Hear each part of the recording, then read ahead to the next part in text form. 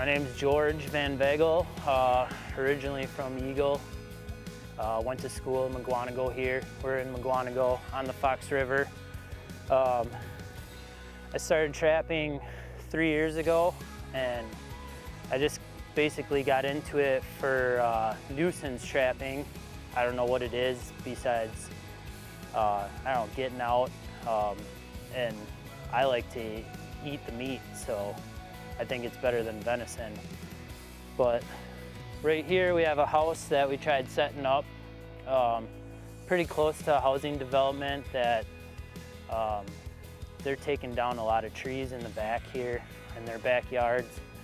But being this close to the road and having nuisance problems on the housing development, I'm sure they've been targeted.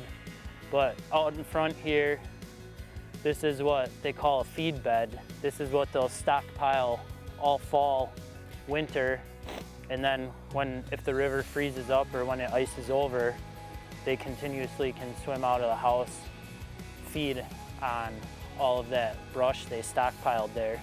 The beaver hut here is constructed of what you see, mud, sticks, grass. They'll have sometimes, usually one main run into the house, sometimes they'll have two. The main run is right out in front there, heading straight to the feed bed. There's another run right here that we saw earlier. They can, a pair of beavers could probably build a house like this in, I would say, 5 to 6 months. And then they'll have pretty much a den area.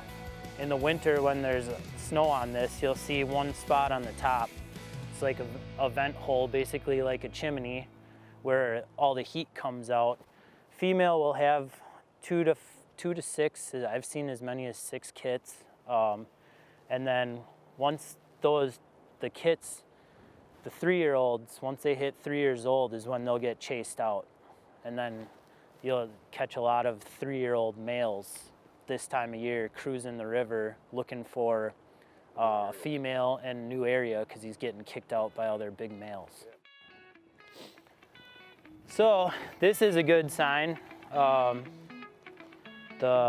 this is a caster mount set on a drowning rod on a foothold, and I'll show you the slide lock once we pull it up, but when the slide lock is missing, that's a good sign. We got something here. Oh, I feel something on there. And that is a small one. That's probably a 2-year-old. Next year, this one would have been kicked out of the hut and on its way. So this is another run here that they'll just continue and travel. They'll make this run and they get back in here, and you can see they've pretty much cleaned, all of the living red brush out of here. Most of the stuff you see is dead. They won't eat dead stuff, so nothing in that one. But we got one. We could go 25% on our traps. That would be pretty good. You want it to be at least 30 inches. Drown them. Push that in there. Bring this. Set our night latch, which is a little notch in the dog here. You'll hear it click. And then that's night latched, as they call it. We bed our trap down here.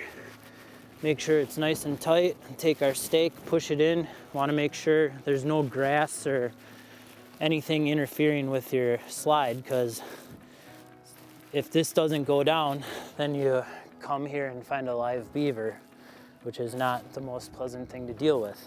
If you're beaver trapping, if you're gonna try and make any money, caster is where the money is at. Right now, caster, it's a gland, and it goes for about $70 for a dried pound.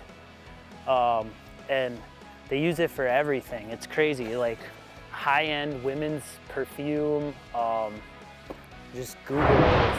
They use it for all kinds of things. But yeah, you're not out here to make money though. You're out here to have fun, do some population control, keep people's basements from flooding. Like I said, I would say probably 90% of my trapping is nuisance trapping, and that's how I got started.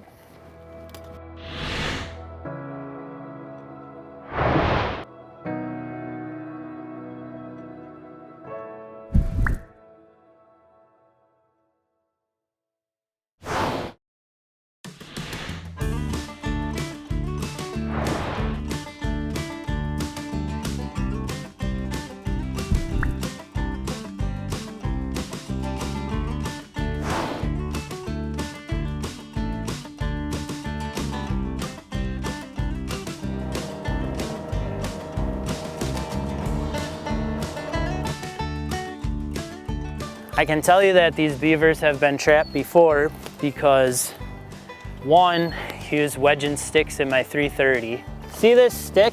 I didn't put that stick there. And he had that wedged right in there. And smart beavers will take sticks and swim them into the traps and set them off. They're a pretty intelligent critter. You get a couple smart ones and they're hard to catch. Smart beaver.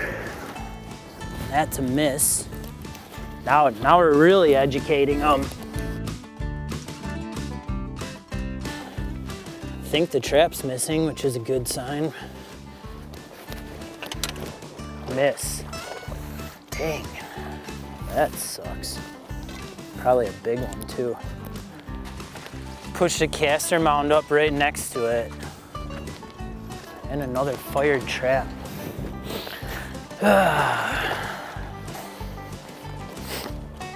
It's always good to save a couple for next year.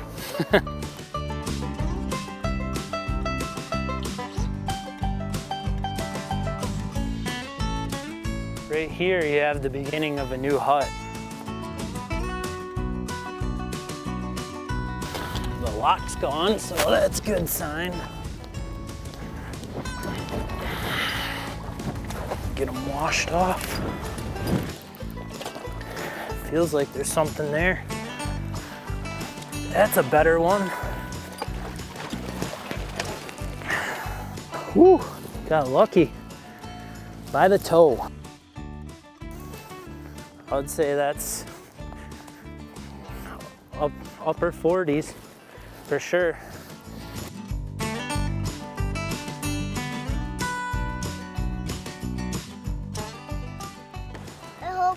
Muskrats, our beavers. No muskrats. Our beavers, our muskrats, our no muskrats.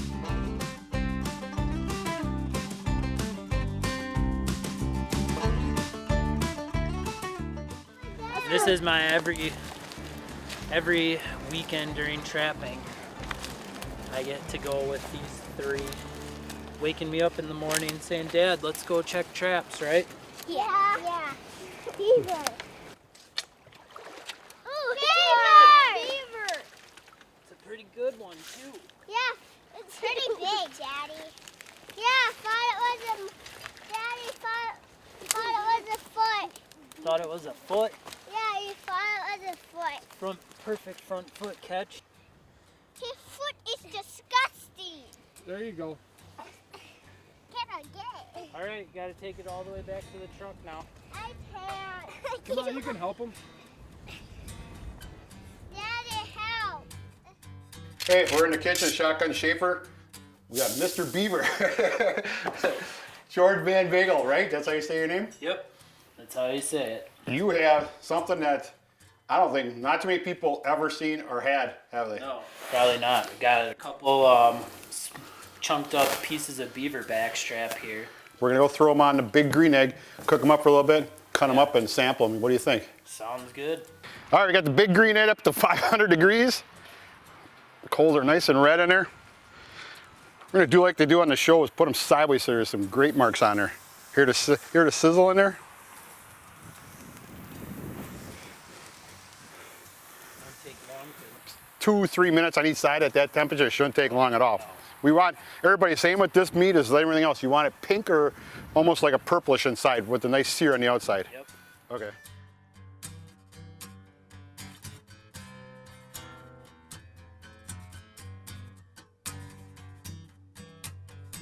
All right, George, about 3 minutes each side. I kept it at 400. It's nice, this green egg, boy. You just close the vents and control the heat. But I know they're done. Look at them things. Oh yeah, good sear on them. Ooh, they're nice and warm.